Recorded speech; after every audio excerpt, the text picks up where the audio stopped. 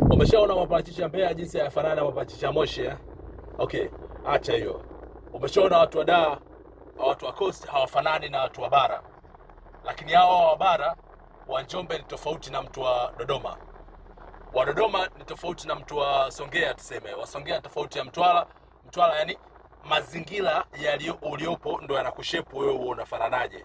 Kwa hiyo hata swala wa China waokuwa na macho kama ya Kichina sijui nini, ile ni kutokana na hali ya hewa ya kule na mazingira yao.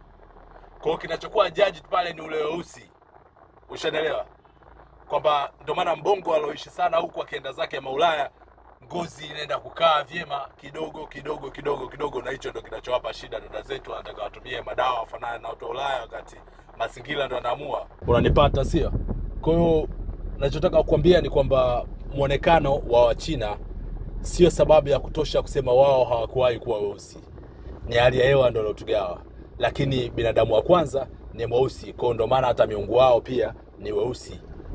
Of course Mungu ni mmoja. Wao wenyewe wanaamua miungu wao, wengine ng'ombe, wengine nini. Sisi hayatuhusu sisi.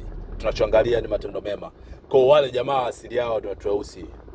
Binadamu walitokea huko Afrika, wakawa wanasambaa kwa sababu mtu mweusi ndio mfanyabiashara mkubwa wa kwanza kabisa.